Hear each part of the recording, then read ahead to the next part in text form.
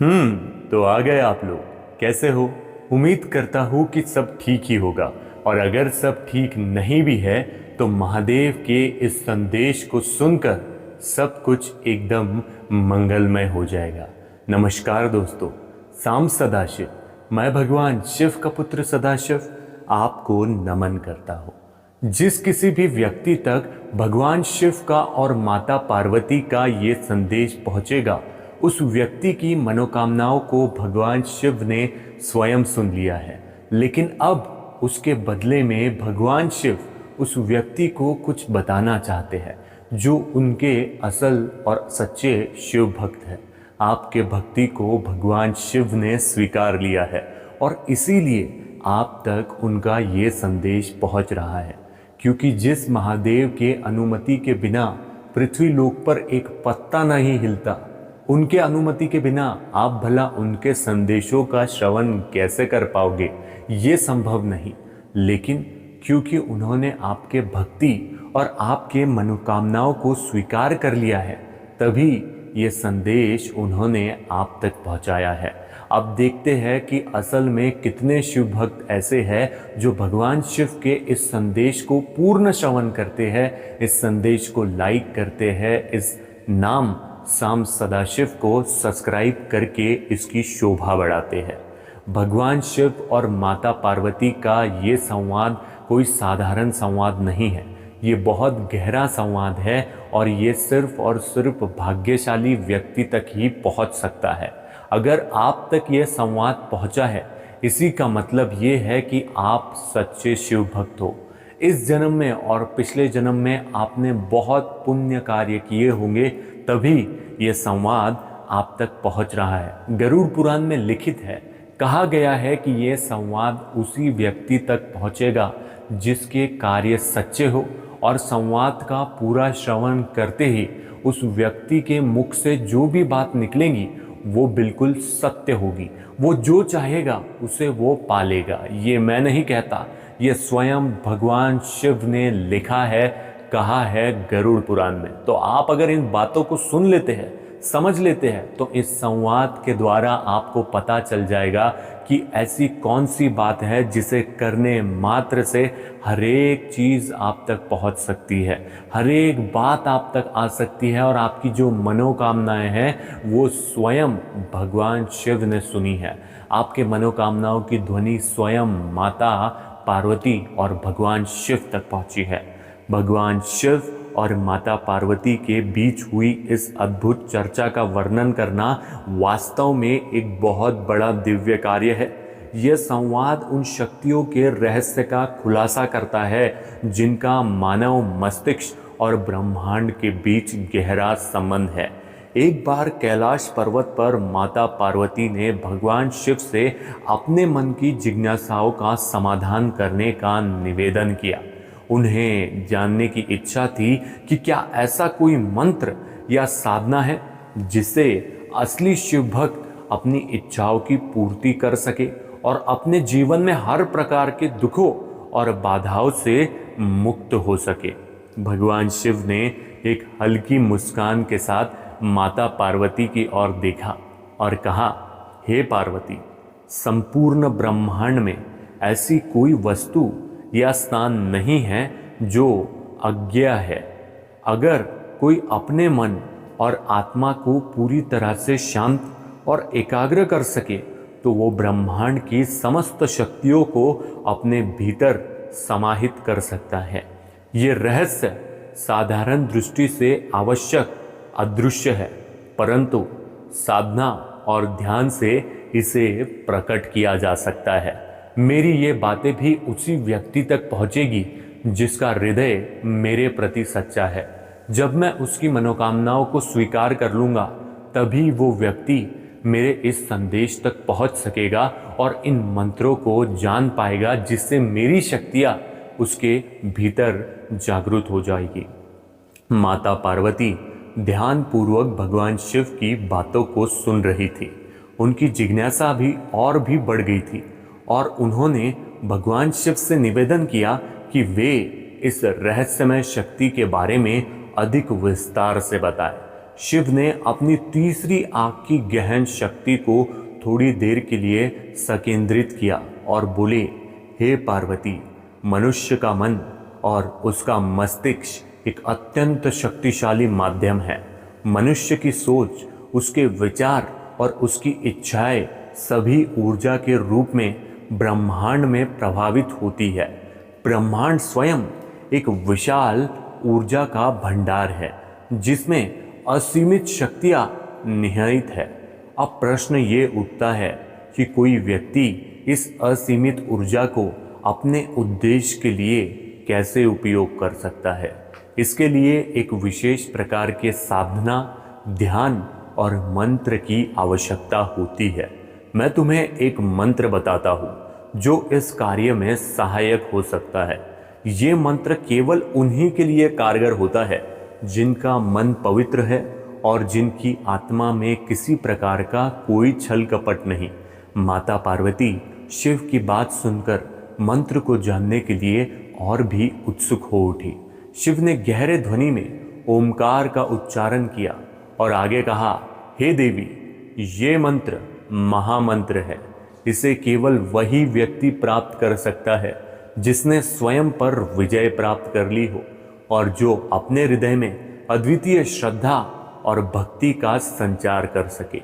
ये मंत्र साधक को अपनी इच्छाओं को पूरा करने की शक्ति देता है, परंतु इसके लिए साधक को पहले अपने भीतर के अवरोधों को दूर करना होगा। जब कोई व्यक्ति इस मंत्र का जाप करता है यानी ओमकार का जाप करता है तो उसके भीतर सकारात्मक ऊर्जा का संचार होता है। धीरे धीरे उसके विचार शुद्ध होने लगते हैं और उसके मन का संबंध सीधे ब्रह्मांड की दिव्य ऊर्जा यानी मुझसे जुड़ जाता है। इस मंत्र का प्रभाव इतना गहन है कि साधक अपनी शक्तियों से चमत्कार कर सकता है, परंतु ये तभी संभव है जब उसकी इच्छाएं और उद्देश्य बिल्कुल पवित्र हो। माता पार्वती ये सुनकर आवाक रह गई। उन्होंने पूछा, हे प्रभु, क्या इसका अर्थ ये है कि इस मंत्र का दुरुपयोग नहीं किया जा सकता? भगवान शिव मुस्कुराए और बोले, सही कहा तुमने पार्वती, ये मंत्र केवल उन्हें ही फलीभूत होता है जो सत्य के मार्ग पर चल रहे होते हैं। यदि कोई इस मंत्र का दुरुपयोग करने का प्रयास करता है तो ये मंत्र स्वयं ही निष्फल हो जाता है और साधक को उसी समय अपनी गलती का एहसास हो जाता है। ये मंत्र साधक को उसकी इच्छाओं की पूर्ति की ओर अग्रसर तो करता है, परंतु उसकी इच्छाएं तभी पूरी होती है जब वे ब्रह्मांड के नियमों के अनुरूप हो। भगवान शिव की ये बातें सुनकर माता पार्वती को समझ में आ गया कि ये मंत्र केवल साधारण मंत्र नहीं बल्कि एक ऐसा मंत्र है जो मन और आत्मा की शुद्धि के लिए आवश्यक मंत्र है। इसे प्राप्त करने के लिए साधक को अपने भीतर की इच्छाओं को संतुलित करना होगा और ब्रह्मांड के साथ एक रूपता प्राप्त करनी होगी। शिव ने ये भी बताया कि जब कोई इस मंत्र का जाप करता है तो उसके मन में एक विशिष्ट प्रकार की शांति और आनंद का संचार होता है। धीरे धीरे उसकी आत्मा की दिव्यता जागृत होने लगती है और वो स्वयं को ब्रह्मांड की ऊर्जा के साथ जुड़ा हुआ महसूस करता है। ये साधना मनुष्य को जीवन के भौतिक बंधनों से मुक्त कर देती है और उसे जीवन के उच्चतम सत्य की ओर ले जाती है।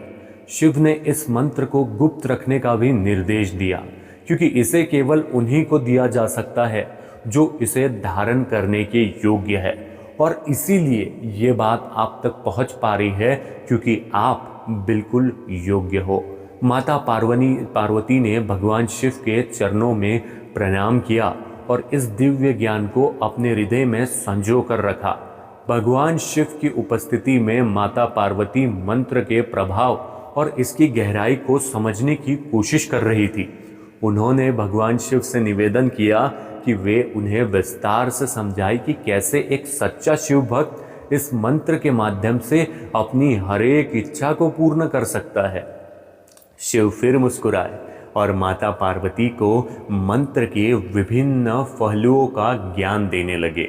शिव बोले, हे पार्वती, इस मंत्र की शक्ति केवल शब्दों में नहीं बल्कि इसे साधक की आत्मा में गहराई से स्थापित करने में है। जब एक भक्त सच्ची श्रद्धा और भक्ति से इस मंत्र का जाप करता है तो उसकी चेतना धीरे धीरे जागृत होने लगती है। इस जागरण के बाद भक्त का मन, शरीर और आत्मा एक विशेष ऊर्जा में समाहित हो जाती है। ये ऊर्जा ही वो माध्यम है जिसके द्वारा कोई भी व्यक्ति अपनी इच्छाओं को पूरा कर सकता है। साधना की प्रक्रिया में सबसे पहला साधक को अपने भीतर की नकारात्मकता को पहचानना और उससे मुक्त होना आवश्यक है। ऐसा करने से उसका मन साफ हो जाता है और उसके भीतर सकारात्मक ऊर्जा का प्रवाह शुरू हो जाता है। नकारात्मकता से मुक्त मन ही ब्रह्मांड की शक्तियों को सही ढंग से ग्रहण कर पाता है। जब साधक अपने मन को समर्पित कर देता है तो वो ब्रह्मांड की उस असीम शक्ति से जुड़ जाता है जिसके लिए कुछ भी असंभव नहीं, जिससे कुछ भी हो सकता है, कुछ भी संभव है, हर मनोकामना पूर्ण हो सकती है। माता पार्वती ने पूछा, हे प्रभु, क्या इसका अर्थ ये है कि भक्त जो चाहे वो इस मंत्र से प्राप्त कर सकता है, चाहे वो धन, वैभव, स्वास्थ्य या शांति हो? शिव ने उत्तर दिया, सही कहा तुमने, लेकिन ये केवल भौतिक इच्छाओं की पूर्ति तक सीमित नहीं है। वास्तव में जब साधक इस मंत्र का अभ्यास करता है तो उसकी चेतना धीरे धीरे भौतिक इच्छाओं से ऊपर उठने लगती है। पहले वो धन, सुख और वैभव की कामना कर सकता है, परंतु समय के साथ उसकी इच्छाओं का स्वरूप भी बदलने लगता है।